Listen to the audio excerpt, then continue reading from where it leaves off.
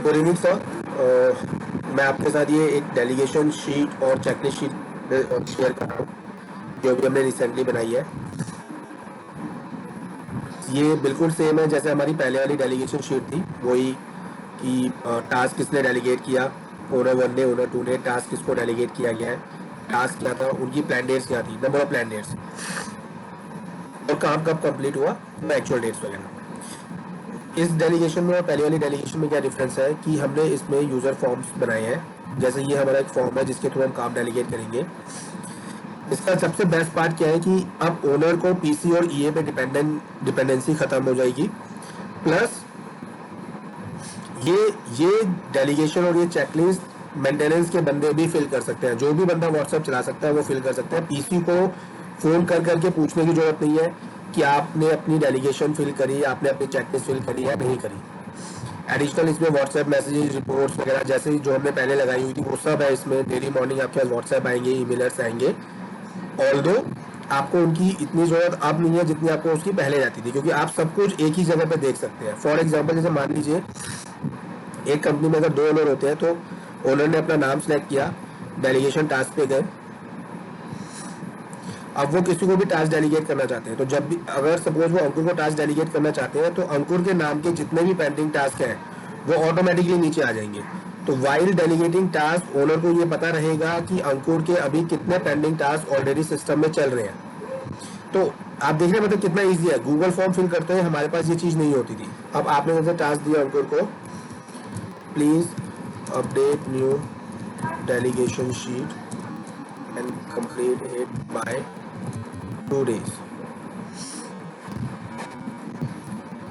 और आपने इसकी डेट सेलेक्ट कर ली, स्टार्टिंग। ये सब वैसी है जैसे पहले वाली डेलीगेशन शीट में था। नया क्या था इसमें कि हमारे ऑटोमेटिकली टास्क नीचे दिखने लग जाते हैं।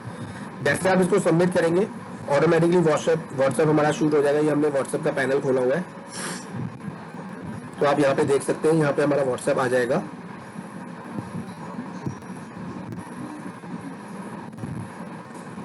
इसको रिफ्रेश कर देता हूँ, ये देखिए ये व्हाट्सएप आ गया। तो ये व्हाट्सएप आ गया मतलब कि ये व्हाट्सएप हमारा सेंड हो गया अंकुर के नंबर पे, इस नंबर पे, और हमारा एक क्रेडिट कम हो गया व्हाट्सएप का। और मैं अगर डेलीगेशन हो जाऊंगा तो वो मेरा डेलीगेशन में नीचे आके सेव हो गया। तो इतना सिंपल है ये। अब इसमें क्या है कि ओनर अगर और देखना चाहते हैं कि उनके कितने पेंडिंग टास्क चल रहे हैं, कितने एक्सपायर्ड टास्क चल रहे हैं, उनको पीसी और ईए से बात करने की जरूरत ही नहीं है बिल्कुल भी। वो सिंपल अपना सिलेक्ट करेंगे, सीधा यहाँ पे पेंडिंग टास्क पे जाएंगे। जैसे वो पेंडिंग टास्क पे जाते हैं, जितने भी टास्क पेंडिंग चल रहे हैं वो सारे नीचे ऑटोमेटिकली आ जाएंगे विद नेम। कि अंकुर को लर्न कोड जावा करना था, उसने उसका लेटेस्ट कमेंट किया और वो उस काम को कब करेगा, तो 16 सितंबर उसने डाला कि वो करेगा, ऑल द 11 अक्टूबर हो गई है तो डेट हमारी निकल चुकी है।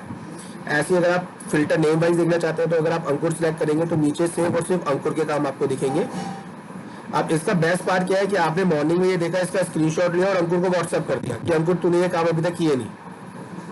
ऐसे ही आप इंडिविजुअल किसी का भी यहाँ पे देख सकते हैं। तो आप देख रहे हैं पीसी और ईए की रिक्वायरमेंट ही खत्म है। आपको किसी से फोन करके नहीं पूछना, आपको गूगल शीट ओपन करके देखने की जरूरत नहीं है। आपकी डिपेंडेंसी जो भी थी पीसी पे, ईए पे, वो सब आपकी यहाँ पे खत्म हो जाती है।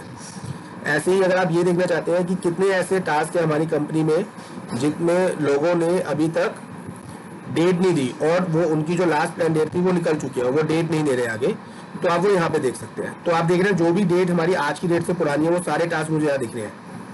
तो अब आपको क्या करना है, सिंपल इसका स्क्रीनशॉट लेना है और अंकुर को भेजना है और उससे कहना है कि यार तू डेली मेरे सिस्टम नहीं चलने दे रहा, मेरे सिस्टम में ये प्रॉब्लम आ रही है, तो इनकी डेट्स थे।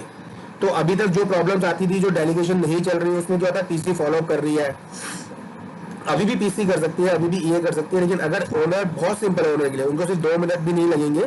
इसका स्क्रीनशॉट लेके अगर उन्होंने अंकुर को व्हाट्सएप कर दिया तो कभी होगा ही नहीं कि ये काम कभी भी एक्सपायर्ड में आए। हमेशा इसकी प्लान डेट हमारे पास अवेलेबल रहेगी, वो प्रॉपर्ली काम करेगा। एक ओनर की तरफ से आने और एक पीसी की तरफ से आने में बहुत फर्क रह जाता है। तो आप देख रहे हैं यहाँ पे looking for private labelling company, check the mail and reward, तो वर्किंग ऑन इट यहाँ पे कमेंट दिया हुआ है नमिता जी ने, 30 सितंबर की यहाँ पे डेट थी इस तरीके से। प्लस अब यहाँ पे कुछ ऐसे टास्क है जो कि अब जैसे मान लीजिए आपको कोई ऐसा टास्क याद आया जो कि आप उनकी चेकलिस्ट में डालना चाहते हैं। तो अभी तक क्या होता था, हम पीसी को फोन कर रहे हैं, ईए को फोन कर रहे हैं, वो चेकलिस्ट में डाल रही है, वो वाली फैसिलिटी भी अभी अवेलेबल है। लेकिन अब अगर ओनर खुद भी कोई टास्क डालना चाहते हैं चेकलिस्ट में तो वो डाल सकते हैं। तो जैसे सपोज ओनर अंकुर को टास्क देना चाहते हैं,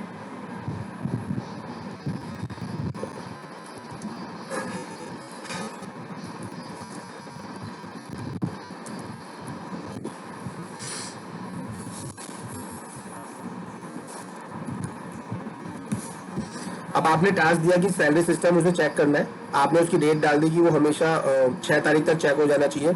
फ्रीक्वेंसी आपने उसकी सेट कर ली कि मेरा मंथली टास्क होना चाहिए। अब यहाँ पे हमने स्टार्ट डेट और एंड डेट क्या दिए कि कुछ चेकलिस्ट में ऐसे टास्क होते हैं जो कि मुझे सिर्फ 2 महीने के लिए करने हैं या 4 महीने के लिए करने हैं।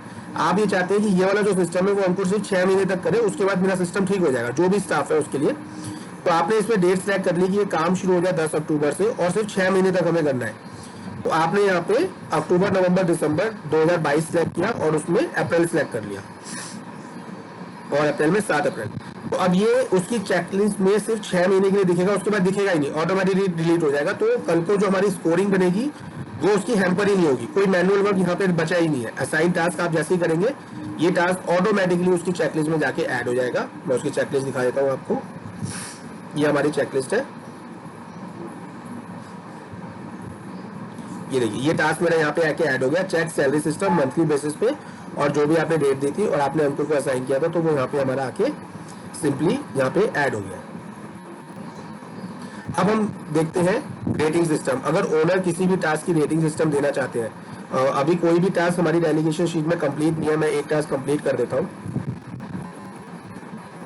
अब ओनर अगर तो स्कोरिंग रेटिंग देना चाहते हैं तो वो रेट दी वर्क पे जाएंगे। रेट दी वर्क में वही काम आएंगे जो कि कंप्लीट हो चुके हैं, क्योंकि स्कोरिंग हमारी रेटिंग ओनर सिर्फ तभी देंगे जब काम पूरा हो गया। कई बार क्या होता है काम उस लेवल का नहीं होता लेकिन हम कंप्लीट कर देते हैं।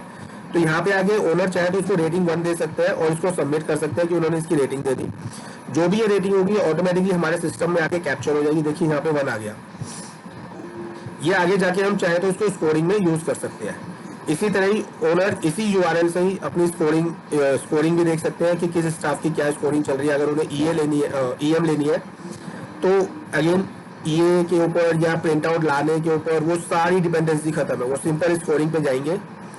जिस भी पर्सन की वो स्कोरिंग लेना चाहते हैं उसका नाम सेलेक्ट करेंगे, पर्टिकुलर डेट सेलेक्ट करेंगे। जैसे सपोज मैं यहाँ पे 1 मंथ सेलेक्ट कर रहा हूँ, पर हम स्कोरिंग लेते हुए जैसे कि हमें बताया गया है कि हम 1 महीना ही सिलेक्ट करेंगे, और मैंने यहाँ पे डेलीगेशन स्कोर पे क्लिक किया तो यहाँ पे मेरी डेलीगेशन की स्कोरिंग आ गई। तो ये मेरे टास्क आ गए, ये मेरी स्कोरिंग आ गई जो मेरी थी यहाँ पे, ये -1 नहीं 100% रहेगा माइनस में, और हमारे यहाँ पे एवरेज स्कोरिंग निकल के आएगी। ऐसे ही चेकलिस्ट स्कोर पे जाएंगे तो नीचे चेकलिस्ट के टास्क आ जाएंगे और चेकलिस्ट की स्कोरिंग आ जाएगी। और हमने जो भी स्कोरिंग दी है हमने रीजन भी बताया कि उसकी स्कोरिंग के पीछे रीजन क्या है। तो ये भी परसेंटेज में आ जाएगा, नंबर्स में आ रहा है, सिर्फ परसेंटेज फॉर्मेट में आएगा और इनकी एवरेज यहाँ पे आ जाएगी। जस्ट बिकॉज क्योंकि अभी स्कोरिंग हमने इसमें रन नहीं करी हुई इसलिए आ नहीं रही, वरना ये इसी तरीके से आपको दिखेगी। आप आराम से देख सकते हैं कि किसकी क्या स्कोरिंग चल रही है, टास्क वाइज बता के उसका एवरेज स्कोर यहाँ से आप बता सकते हैं। ये सर हमारा था ओनर के पॉइंट ऑफ व्यू से। अभी मैं अगली वीडियो में आपके साथ शेयर करने वाला हूँ स्टाफ के पॉइंट ऑफ व्यू से। Thank you sir.